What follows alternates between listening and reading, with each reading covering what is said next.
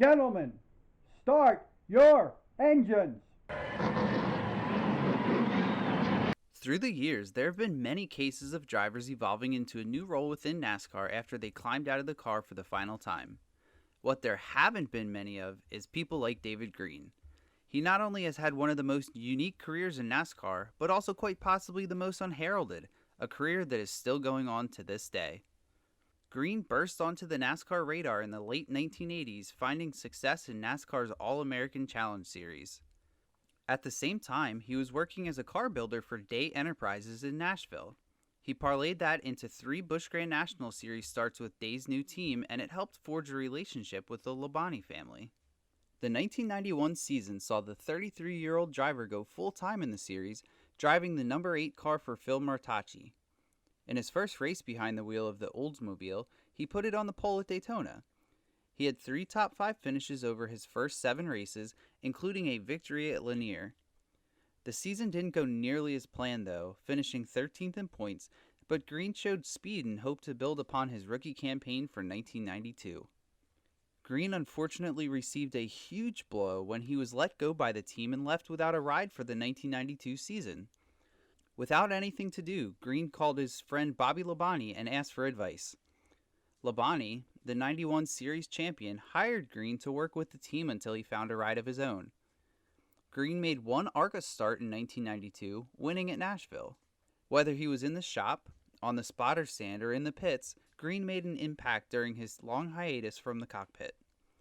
That impact was large enough that Labonte, who earned a Winston Cup Series ride, tapped Green to take over the number 44 Slim Jim ride for the 1993 season. He might not have found victory lane, but boy did he make it known that he was a force to be reckoned with. Green led the points standings for 8 weeks and sat either first or second in points following 25 of the 28 races before finishing third in the series standings. 1994 will forever be the proudest year of Green's racing career. He picked up his second career victory, this time coming in the most unique fashion possible after race leader Mark Martin came down pit road instead of taking the white flag, unaware that the race wasn't over. Green inherited the lead and took the checkered flag. He led the point standings for the final 12 races of the season en route to the Busch Grand National Series Championship. The team took a large step back in 1995, unable to defend their championship crown. He finished the season with mostly career lows across the board and wound up 12th in points. Buzz McCall signed Green to pilot his new Grand National Series entry, and once again, Green battled for the title. He won 2 races and set a career high with 13 top 5s and 18 top 10s, losing the battle for the title to Randy LaJoie by 29 points. His success led to a handful of opportunities in the Cup Series during his time in the Busch Series, yet none that were actually credited to his name. He helped out both Labonte and Johnny Benson when they needed relief. He was also asked to stand by for Dale Earnhardt after the driver was injured at Talladega. Green also made cameos in the Busch Clash, claiming a spot in the field thanks to leading the Busch Series in poles in both 1995 and 1996. Green and McCall also traveled to Japan for the inaugural Cup Series exhibition race in 1996. His first official Cup race came in 1997 at Rockingham, as both Green and McCall moved their operations to the Top Series. The move never paid off as the team failed to qualify for 4 of the first 9 races before finishing 37th in points. The two found no success yet again in 1998, eventually parting ways after 13 races. With time on his side, Green took over the number 36 Stanley Tools Pontiac in the Busch Series and once again was a threat. He notched top 5s in his first 6 races with the team. He signed a deal with Larry Hedrick for the 1999 season to drive the full Cup and a partial Busch Series schedule. Once again, Green left midway through the season, this time landing in the number 45 car for Tim Beverly. The team had a few solid finishes in the Cup Series and capped off the season with a pole at Homestead. He landed on his feet in a solid Busch Series ride for the 2000 season, driving the number 34 for Frank Cece. He eventually finished 10th in points.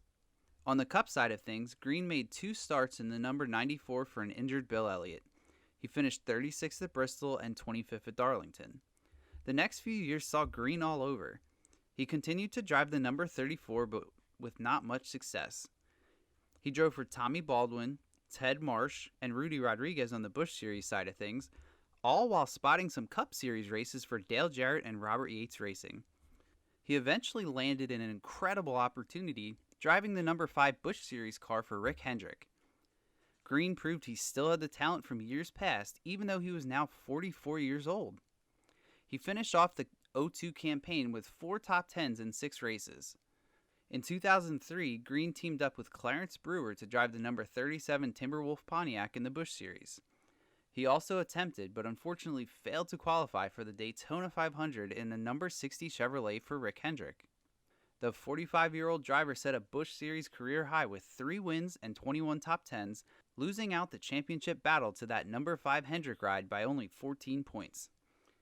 He went on to drive the next 3 seasons for Brewer in the series, finishing 7th, 8th, and 23rd in the standings as age seemingly finally caught up to the now almost 50-year-old former champion.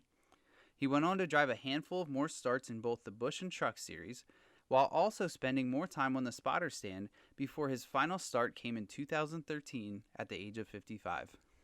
Green eventually took his talents and became a NASCAR official, helping with both the safety and technical sides of the sport. To this day, Green can still be found at the track and in the garage every single week. We know you could make the debate with so many drivers, but man, we really wonder what David could have accomplished if he had some stability and luck in his career.